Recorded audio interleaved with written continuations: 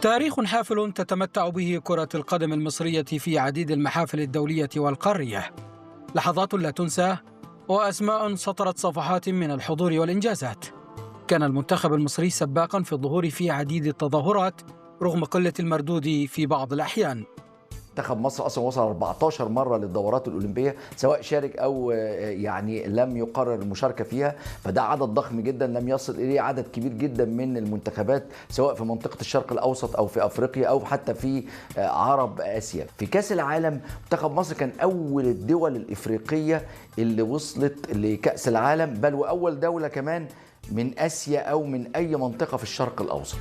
وصل الى كاس العالم عام 1934 عندما كان هناك تصفيات مفتوحه لكاس العالم، وفاز على فلسطين 7-1 و4-1، ووقتها وصل لكاس العالم وخرج قدام المنتخب المجري، وكان منتخب من المنتخبات الكبيره في اوروبا، بالخساره 4-2. يصل الى كاس العالم على الاقل 10 مرات، يعني كان المفترض ان منتخب مصر يكون رصيده مثلا 14 دوره او كده في كاس العالم.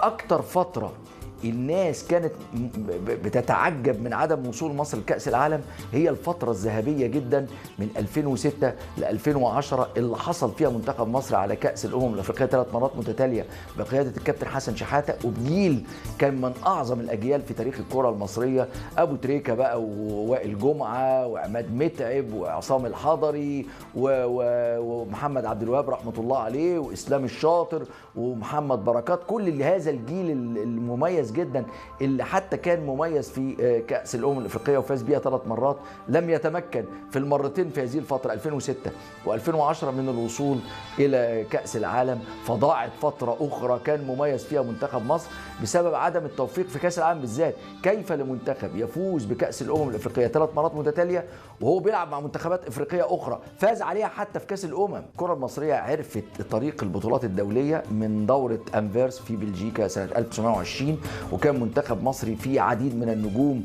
اللعيبه المميزين جدا بقياده حسين حجازي. حسين حجازي كانوا بيسموه في هذا التوقيت في العشرينات والثلاثينات ابو الكره المصريه. بعد كده في جيل 34 بقى كان في محمد لطيف وعبد الرحمن فوزي وعلي كاف وحميدو شارلي. في الاربعينات بقى ظهر جيل منقطع النظير في الكرة المصرية، كان بقيادة الدوزوي اللي لعب أولا في المصري وانتقل للنادي الأهلي، صالح سليم ورفعت الفناجيلي وطه اسماعيل وكان برضو أحمد رفعت ومحمد توفيق في نادي الزمالك، خطيب ومصطفى عبده وحسن شحاتة وفاروق جعفر. كل هذا الجيل اللي كان ابتدى في السبعينات ونهى مسيرته خلال الثمانينات، يمكن لحق بس مصطفى عبده والخطيب البطولات الكبيره لما فازوا بكاس الامم الافريقيه 86.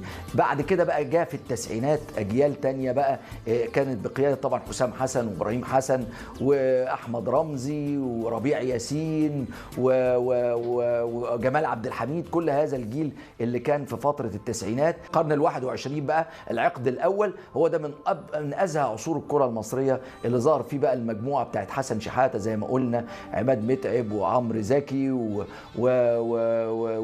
وكان في برضه في وسط الملعب حسني عبد ربه، وكان في الدفاع بقى وائل جمعه وشادي محمد ومحمود فتح الله. ده كل هذه الاجيال بجانب حارس المرمى العملاق طبعا عصام الحضري. محمد صلاح على فكره كان يعني مشكلته الرئيسيه انه جه في جيل اقل في المستوى من الاجيال السابقه، يعني لو جاء محمد صلاح مع جيل بقى اللي هو بتاع حسن شحاته ده كان زمانه كسر الدنيا. لكن للاسف محمد صلاح عندما ظهر في الكره المصريه بدايه من 2012 منتخب مصر ما وصلش كاس الامم الافريقيه 3 مرات متتاليه، لكن بعد كده محمد صلاح نفسه هو اللي قاد الجيل. يعني في يعني مقوله مشهوره جدا، العب لصلاح، هو كان له الدور الأكبر في الوصول لكأس العالم 2018. تشكل هذه المقتنيات جزءاً يحكي هذه المشاركات على الصعيد القاري والدولي.